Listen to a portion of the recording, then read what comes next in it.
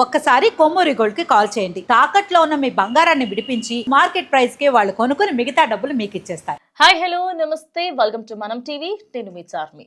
ఎవరైనా మీకు గుర్తు తెలియని వ్యక్తులు ఫోన్స్ చేసినా లేదా మెసేజ్ చేసి డబ్బులు డిమాండ్ చేసినా అస్సలు వేయకండి. అండ్ అదేవిధంగా కొత్త నెంబర్స్ వచ్చినప్పుడు సైబర్ క్రైమ్కి కంప్లైంట్ ఇవ్వండి. సో నిజామాబాద్లో ఓ ఇన్సిడెంట్ జరిగింది. ఆ ఇన్సిడెంట్కి సంబంధించి మాట్లాడుకోవాలి అంటే నిజామాబాద్ బోర్గెం దగ్గర ఓ ఆవిడ ప్రియుడితోని సహజీవనం చేయాలి అనుకుంది. సహజీవనం చేయాలి అనుకుంటే మరి భర్త అడ్డుగా వస్తాడు కదా. అయితే ఆ భర్తని ఎలా తొలగించుకుంది అనే దాని మీద ఓ సినిమా తీయచ్చు తెలుసా. ఆ లెవెల్ ఆఫ్ ట్విస్ట్ ఉంటుంది దీంట్లో. అయితే ఈమెకి సంబంధించి ఈమె పేరు సౌమ్య, ఆయన పేరు రాకేష్. అయితే వీళ్ళిద్దరూ పెళ్లి చేసుకొని చాలా హ్యాపీగా ఉన్నారు. దాని తర్వాత ఎప్పుడైతే బోర్గెంలో ఓ వ్యక్తితోని తినకి అక్రమ సంబంధం ఏర్పడిందో, ఆ వ్యక్తి పైన ప్రేమ ఏర్పడిందో, ఈ మహానుభావురాలు ఏంటంటే అరే నా మొగుడి కంటే నన్ను వీడే మంచిగా చూసుకుంటున్నాడు తెలుసా అని చెప్పేసి నా మొగుడిని ఎట్లయినా అడ్డు తప్పించుకోవాలనుకుంది. ఇక మొగుడికి కూడా తెలియడంతో ఆ వ్యక్తికి సంబంధించి ఆయనని ఫస్ట్ కత్తితో పొడవడం కానీ చాలానే ప్లాన్స్ ట్రై చేసింది. అరే ఏదైనా వర్కౌట్ అవ్వట్లేదే అని చెప్పేసి లాస్ట్కి ఆయన తినే తిండిలో 10 నిద్ర మాత్రలు కలిపి ఆయన మొత్తం సోయి లేకుండా పడుకునే లెవెల్లోకి తీసుకెళ్ళిందనమాట. దాని తర్వాత కూడా ఆయనకి సంబంధించి ఇంకా బ్రతికున్నాడేమో అని చెప్పేసి ఆయనని చిత్రహింసలు పెట్టి నరకయాతన చూపించి సౌమ్య అనే ఈ అమ్మాయి తన బాయ్ ఫ్రెండ్తోని కలిసి మొగుడిని చంపేసింది. చంపేసిన తర్వాత సింపతి గెయిన్ చేసుకోవాలి కదా. మరి ఊర్లో ఉన్న వాళ్ళందరూ తప్పు పడతారు. అయ్యో ఎట్లా చచ్చిపోయిండు ఏంటంటే గుండెపోటుతో చచ్చిపోయిండు, ఆయనకి సంబంధించి సడన్ గా హార్ట్ అటాక్ వచ్చింది. ఎందుకంటే నిద్ర మాత్రలు తీసుకున్న వ్యక్తికి సంబంధించి బయటకు నురుగేం రాదు. పోనీ అంటిల్ అండ్ అన్లెస్ ఇప్పుడు లోపల పోస్ట్ మార్టం చేస్తే తప్ప నిద్ర మాత్రం తెలియదు. ఇక మంచి ప్లాన్ దొరికింది కాబట్టి దాన్నే ఆమె మంచిగా నిర్వర్తించింది అనమాట.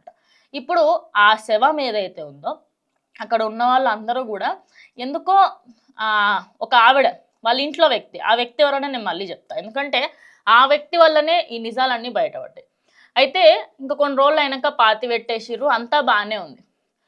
ఒక ఆవిడ, ఆయన పేరు కేదర్, ఆయనకి సంబంధించి ఆయన రాకేష్ వాళ్ళ తమ్ముడు అనమాట. వాళ్ళ భార్య ఎవరైతే ఉందో ఆమెకి ఎందుకో డౌట్ కొట్టింది. ఏమండి అని చెప్పి ఫోన్ చేసింది. ఆయన ఇజ్రాయిల్లో ఉంటుడంట. ఏమండి మొన్న చనిపోయింది కదా మీ అన్నయ్య, ఆయన పెయి మీద అక్కడక్కడ ఘాట్లు ఉన్నాయండి, నాకు ఎందుకో డౌట్ కొడుతుంది మీ వదిననే చంపిందేమో అని చెప్పేసి ఒక రాయేసింది అనమాట.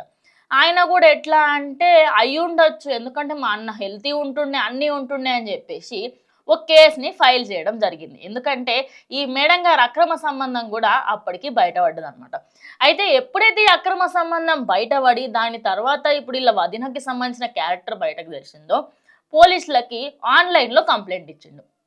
ఆన్లైన్లో కంప్లైంట్ ఇచ్చిన వెంటనే పోలీసులు కూడా అప్రమత్తమై ఆ శవం ఎక్కడైతే పూడ్చిపెట్టారో ఆ శవాన్ని పూడ్చిపెట్టిన ప్లేస్ నుంచి తీసుకొచ్చి ఇదంతా ఒక 2-3 డేస్లోనే జరగడంతో ఇంకా అదైతే కుళ్ళిపోవడం అనేది కంప్లీట్గా జరగలేదు. సో ఆ వ్యక్తికి సంబంధించి పోస్ట్ మార్టం చేసినప్పుడు ఈయనకి నిద్ర మాత్రలు ఇవ్వడమే కాకుండా కత్తితోని పొడిచి చంపడం వల్ల ఇంత అయింది అని చెప్పేసి చెప్పారు. మరి ఇన్ని రోజులు ఎందుకు గుర్తుపట్టలేకపోయారు అంటే ఆమె శవానికి సంబంధించి తొందరగా అన్ని కార్యక్రమాలు చేసేయండి అని తమ్ముడిని కూడా రానివ్వకుండా చేసిందనమాట. మరి ఇంత కుట్ర పండిన ఈమె గురించి ఎట్టకేలకు పోలీసులకు తెలవడంతో ఇప్పుడైతే తను కటకటాల్లో మంచిగా ఊచలు లెక్క పెడుతుందన్నమాట. ఇప్పుడు ఇలాంటి కేసెస్ ఏవైతే ఉన్నాయో వీళ్ళందరూ భార్యలకి సంబంధించి అదేవిధంగా భర్తలకి సంబంధించి ఈ మధ్య కాలంలో వింటున్న వార్తలన్నీ ఎట్లున్నాయంటే మీకు సహజీవనం చేయాలని ఉంటే విడాకులు తీసుకొని చేయొచ్చు, కానీ అట్లా కాకుండా మొగుడిని పక్కా సైడ్ చేసేస్తేనే మాకు మంచిగా, లేదంటే మంచిగా ఉండదు అన్నట్టుగా ఎందుకు బిహేవ్ చేస్తున్నారని చెప్పేసి చాలామంది చెప్పడం కూడా జరుగుతుంది. మరి ఈ ఘటనకి సంబంధించి ఆ వ్యక్తి ఎవరైతే ఉన్నారో చనిపోయిన వ్యక్తిని పోస్ట్ మార్టం చేసిన తర్వాత అన్ని డీటెయిల్స్ బయటకు రావడంతో ప్రజెంట్ అయితే ప్రతి ఒక్కరు షాక్లో ఉన్నారు. అరే ఇంత దారుణానికి దిగజారిందా ఈమె, ఇంత దరిద్రానికి దిగజారుతుందని. ఇలాంటి కేసెస్ చూసినప్పుడే చాలా మందికి ఏంటంటే అరే వీళ్ళకి ఎలాంటి శిక్ష వేసినా తప్పే అన్న లెవెల్కి అయితే వస్తున్నారు అనమాట. మరి బోర్గెం దగ్గర జరిగిన ఈ ఇన్సిడెంట్కి సంబంధించి మీరేమనుకుంటున్నారు ఖచ్చితంగా కమెంట్ చేయండి. ఇలాంటివి జరగకుండా ఉండాలంటే ఏమేం మారాలి అనేది ఖచ్చితంగా కమెంట్ చేయండి. ఇది వాళ్ళ వీడియో, ఇంకో వీడియోతో మళ్ళీ కలుస్తాం.